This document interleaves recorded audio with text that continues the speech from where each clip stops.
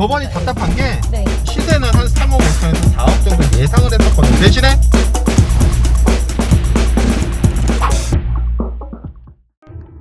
안녕하세요. 저는 투미부동산 컨설팅 근무하는 오영미 실장입니다. 오늘 흥미로운 소식이 있어서 부동산 관련해서 여러분들께 소개시켜드리려고 이렇게 현장감 있게 나왔습니다. 오늘 이 자리에 부동산 DJ 박두진 이사님 모셨습니다. 안녕하세요. 네, 안녕하세요. 네, 당신의 부동산 DJ 박두진입니다. 네.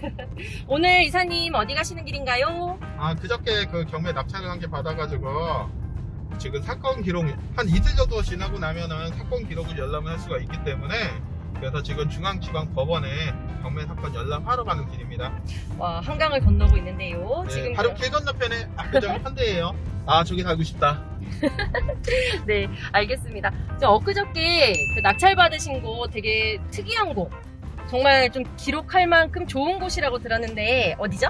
네, 그 관악구 신림동 신림 7구역이라고 네. 이번에 그 오세훈 서울시장이 신속 통합으로 발표한 58군데 중에 22군데가 됐거든요. 네. 그 중에 한 군데라고 보시면 될 것 같아요. 이번에 신속통합계획 처음으로 발표되면서 많은 곳들이 진짜 후보지로 올랐는데 그 중에 한 군데 아니, 후보지가 아니라 이거는 그 신속 통합 발표된 거예요. 선정된 곳. 네, 선정된 네, 곳이에요. 맞아요. 예. 신림 7구역 물건도 없는데 어떻게 경매를 또 이렇게 딱 낙찰을 받으셨대요? 우연찮게 예전부터 채권 채무 관계로 잡혀 있었는데 그 물건이 딱 구역에 포함돼 있어가지고 그래서 잽싸게 물건 확인하고 이체 참여했습니다. 대박. 지금 다른 분들은 물건 구하는 것도 어려운데 그 어려운 경매로 또 하시니까 정말 대단하십니다. 네, 이 물건이 참 재밌는 물건이었어요. 네. 원래는 이 동네가 뭐 동의서만 징수했지 재개발이 된다 안 된다 설왕설래가 많았던 지역 중에 하나였는데 네. 원래는 감정가 2억 7,500에서 두 번 유찰됐어요. 오, 그러니까 1억 7,600까지 유찰됐었거든요. 네. 근데 세입자가 2억 7,500에 살고 있어요. 높다. 네. 네, 선순위 세입자예요. 쉽게 얘기해서 네. 내가 2억 7,500까지는 책임을 져야 돼요. 내가 1억 7,600에 받든 2억 2천에 받든 간에 세입자가 배당을 못 받는 금액 전부를 책임을 져야 되기 때문에 그쵸. 결국에는 2억 7,500 이상의 낙찰이 돼야 될 물건이었는데 그 전에는 큰 메리트가 없잖아요. 네. 네, 뭐 내가 2억 2천에 받든 1억 7,600에 받든 간에 결국에는 내가 2억 7,500을 책임을 져야 되는데 아무 이유 없이 책임을 질 필요는 없었던 그런 물건이었는데 신속통합을 발표가 됐어요. 타이밍 진짜 예술인 것 같아요. 네, 12월에. 맞아요. 그죠? 타이밍이 참 좋았어요. 예. 네네. 그러면 이사님 너무 궁금해요. 이거 얼마에 낙찰 받으셨어요? 요번에 6명 참여했거든요. 6분 오셨구나. 네, 네네. 6명 참여해가지고 따라란 낙찰가 네. 3억 3억? 2천 2천? 300 그 다음에 내 생일 11월 21일 뭐야? 그거는 들어갔습니다. 되게 네. 상세한 숫자인데 사연이 다 있는 숫자들이네요. 그럼요. 어머. 아무 이유 그거는 제 운이에요. 대단하십니다. 근데 좀 나머지 떨어지신 분들 배 좀 아프시겠는데요? 네, 2등이랑 얼마 차이 안 났어요. 저도 그래요? 이 물건이 금액을 뽑기가 정말 힘들었어요. 네. 단순하게 내가 초반 시세는 한 3억 5천에서 4억 정도 예상을 했었거든요. 대신에 물건이 아예 없어요. 그쵸. 지금 네. 요새 뭐 신통 선정된 데는 특히도 없잖아요. 그렇죠. 또 네. 초창기다 보니까 이미 팔 사람들은 팔았고, 예, 그 다음에 신속통합 지정이 됐다 보니까 다 기다리겠다라는 대기 수요만 있지, 또 물건을 사겠다라는 대기 수요밖에 없어요. 팔겠다라는 매도 수요는 절대 없는 그런 상황입니다. 게다가 신통은 또 토지 거래로 묶어버리는 바람에 실거주 아니면 또 요원해서 거래도 안 되는데 어떻게 또 이렇게 경매로 딱 시원하게 받으셨어요, 진짜. 그게 경매의 장점이에요. 그러니까 나 네. 이거 이래서 나도 배우고 싶은 게 좀 있어요, 경매가. 네, 근데 영미 실장은 안 돼요. 왜? 영미 아니, 실장은 이런 브레인이지 우리 같은 이런 실물이랄 사람은 아닙니다. 아닙니다. 당신은 대표님이에요. 아유, 그죠.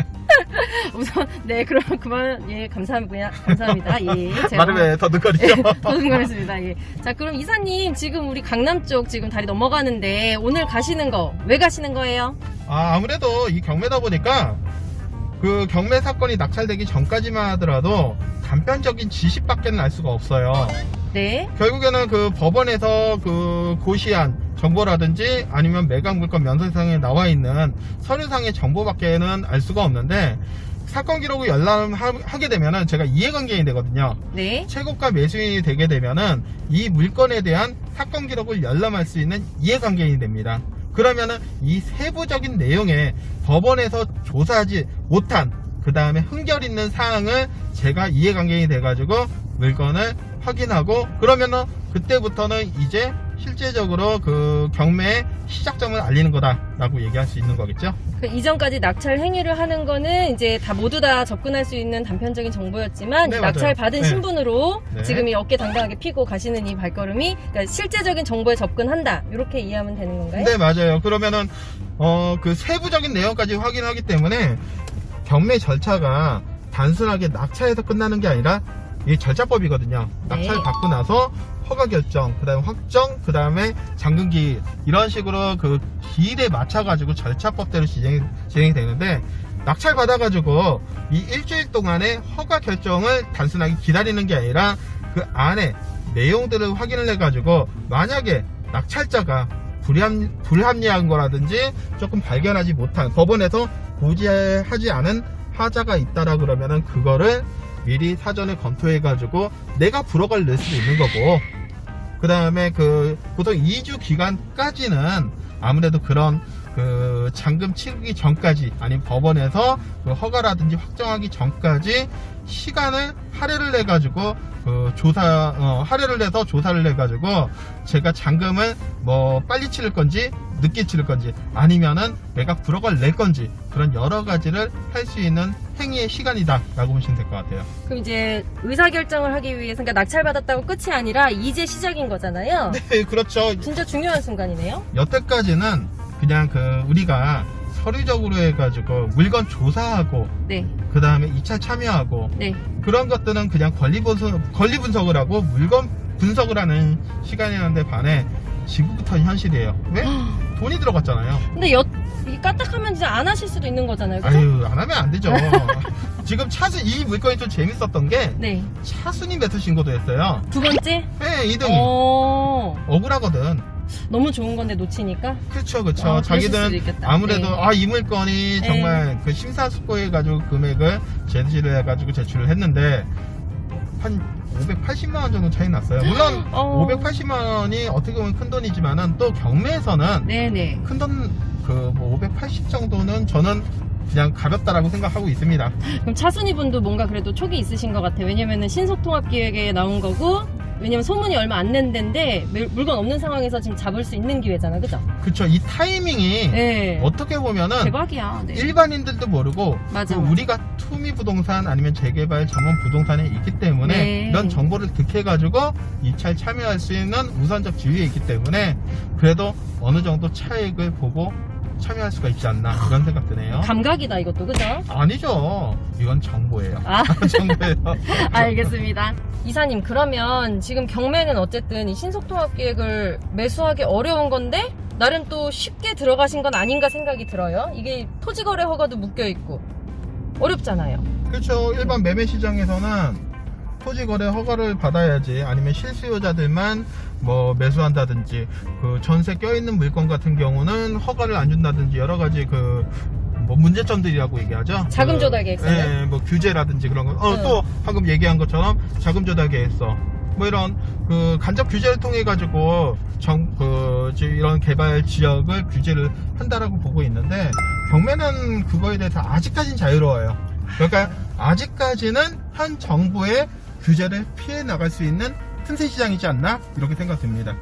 이거를 방송을 높은 분들이 보시면 절대 안 될 텐데, 그죠? 혹여나 규제가 또 내려올 수도 있으니까. 아니 그래도 숨 쉴 공간을 좀 줘야 되지 않나. 그러면은 이 경매라는 거는 결국에는 그래도 규제를 한다라고 해가지고 능사가 아니라 경매가 왜 나와요? 결국엔 빚잔치를 털려고 경매가 나오는 거잖아요. 그렇죠. 상황이 여의치 않으니까는. 그렇죠. 그런데 이 경매기 때문에 결국에는 뭐 낮은 금액에 낙찰이 돼버리면은 부실 채권이 발생이 돼요. 네. 뭐 은행이든 개인이든 세입자든. 네네. 그러다 보니까 저는 경매는 현 정부에서 조금 활성화를 해줘야지 되지 않나 그렇게 생각은 듭니다. 선순환을 위해서? 예, 그렇죠. 네. 그러니까 저를 국회로 보내시면은 잠깐만요. 거기까지는 하지 말까요? 네네. 네. 그러면 이사님께서는 경매 한 20년 가까이 하셨잖아요. 아니 경매는 20년 한 게 아니죠. 네. 부동산을 한 20년 정도 했고 네. 경매는 2009년, 2010년부터 시작을 했으니까 네. 제가 그 경매에선 일기는 아니에요. 근데 그 제 선배들은 거의 다 은퇴 시장이 돼버렸고 이제 그러셨구나. 제가 거의 이제는 뭐 경력이 짧지는 않다. 그렇죠. 예. 그렇습니다. 특히 재개발 전문인 우리 투미부동산에서 우리 경매를 이제 오랫동안 해주신 우리 두짐 이사님께서 이렇게 또 접목이 되니까 또 돌파구가 있는 것 같아요. 특히 이 신속통합계획이라는 이제 거대한 허들이 생겨버린 지금 이 상황에서는 경매가 진짜 돌파구가 될 수 있을 것 같아요. 아무래도 틈새시장으로 해가지고 뭐 재개발 물건 단순하게 신속통합만 경매 나온 게 아니라 또 이제 앞으로 계속적으로 신속통합을 발표한다고 하잖아요. 그러니까 매년 하신다고요. 네, 매년 네. 한다고 해요. 공모 중이고, 네. 그러면은 결국에는 일반 매매 시장에서 계속적으로 규제를 할 텐데 틈새 시장으로 그 어떻게 보면은 뭐 나쁘지 않지 않나? 거기에다가 근데 조심해야 될 건 있어요. 현 어떤 정부에서 신속통합만 발표하는 게 아니라 공공재개발, 맞아. 중산 4구역이라든지 뭐 저 봉천 식사라든지 뭐 이런 그 공공 직접 시행 방식 예. 아니면은 공공 복합 방식 네네. 이런 식으로 발표를 해가지고 거기 같은 경우는 뭐 기준인 날짜를 정해놨어요. 그 날짜 이후에 사면은 청산이다. 소유권이 변경됐을 때. 맞아요. 그렇죠. 그러면은 현금청산. 경매물건 우리가 현지 부동산에서 일반 매수를 한다고 하면은 그런 정보를 얻어가지고 뭐 안 사야 되는 그런 판단이 있을 텐데 경매 같은 경우는 그런 게 나와 있는 게 없거든요. 그러니까 그 부분에 대해서는 되게 친절하게 안내해주진 않고 그냥 딱 번지수만 있으니까 잘못하면 까딱해서 낙찰받는 게 아니라 이제 잘못해서 묶여버릴 수도 있다. 아니면 그렇죠. 잘못해가지고 나는 싸게 받았을 뿐인데 근데 그 지역이 공공 직접 시행이에요. 그러면 기준일 날짜 이후에 매수했고 내가 잔금을 치르면은 물건을 산 거지 입주권을 산 건 아니거든요. 그 입주권이 아니라 우선 분양권이라고 얘기하죠. 그 우선 분양권을 부여를 안 한다라고 하니 결국에는 그 권리 없이 물건만 계속적으로 갖고 있는 상황이 될 거고 추후에 내가 매각할 때도 결국에는 그걸 누가 사겠어요? 안 되지. 현금청산대 가니까 누가 사겠어요? 그러니까 그런 여러 가지 정보라든지 내용을 파악하고 입찰에 참여해야 된다라고 얘기하고 싶습니다. 그래서 우리 경매 전문가랑 함께 해야 한다. 그래서 찾아오십시오. 알았어요. 네. 알겠습니다. 지금 강남에 차가 많이 막히고 있으니까 좀 더 네. 얘기를 해봐요. 네. 그러면 이렇게 경매 지금 어쨌든 법원 가고 있잖아요. 네. 법원은 솔직히 일반인들이 많이 가진 않아요.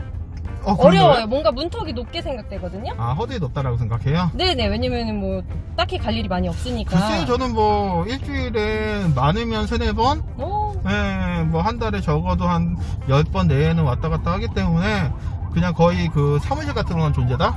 네. 법원에 뭐 네. 그리고 가야 요즘 된다는 법원이 거죠. 답답한 게 네. 밥을 안 줘요, 점심에. 아이고 왜 드려요? 아니 원래는 그 직원 식당에서 같이 밥을 먹을 수가 있었는데 네네. 여기 외부인 같은 경우 뭐 코로나 때문에 그런지 그쵸. 예, 그렇게 밥을 안 주더라고. 근데 돈 잘 버시면서 결국- 사 드세요 그냥. 배달이 안 되잖아. 그리고 그 왔다 갔다 하기 귀찮아가지고요. 네. 돈을 잘 버는 게 아니라 열심히 하는 네. 겁니다. 맞습니다. 네.